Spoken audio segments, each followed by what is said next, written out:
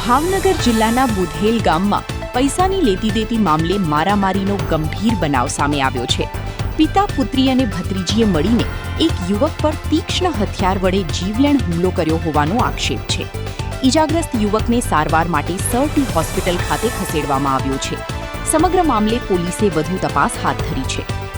ભાવનગર જિલ્લાના બુધેલ ગામમાં પૈસાની લેતી દેતી મામલે થયેલા વિવાદે હિંસક સ્વરૂપ ધારણ કર્યું હતું। માહિતી મુજબ પિતા પુત્રી અને ભત્રીજીએ મળીને વલ્લભભાઈ પરમાર નામના યુવક પર હુમલો કર્યો હતો। આરોપીઓએ તીક્ષ્ણ હથિયાર વડે ઘા ઝીંકતા યુવકને ગંભીર ઈજા પહોંચી હતી। બનાવ બાદ સ્થાનિક લોકોની મદદથી ઈજાગ્રસ્તને 108 એમ્બ્યુલન્સ મારફત ભાવનગરની સરટી હોસ્પિટલ ખાતે સારવાર માટે ખસેડવામાં આવ્યો હતો। ઘટનાને લઈ સરટી હોસ્પિટલ પોલીસ ચોકી ખાતે નોંધ કરવામાં આવી છે। પોલીસે બનાવ અંગે ગુનો નોંધી આગળની તપાસ હાથ ધરી છે।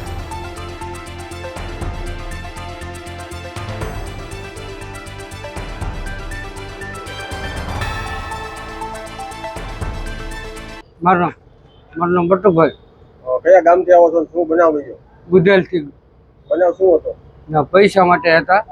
પૈસા માંગવા ગયો તો મારા ભાઈને ઘા કરી લીધો। તમારા ભાઈનું નામ શું? વલ્લભભાઈ। એની તો કોણે ઘા કીધો? મારી બેને।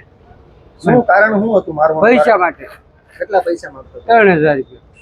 તો પછી પૈસા કેટલા માંગ્યા હતા અત્યારે? 500 રૂપિયા માંગતો હતો કે મને ભાડું આપો તો કે મારી બાઈને લઈ આવો કે એ ન આપ્યા તો પછી ડાયરેક્ટ ભેંસા પકડીને ઘા કરી લીધો।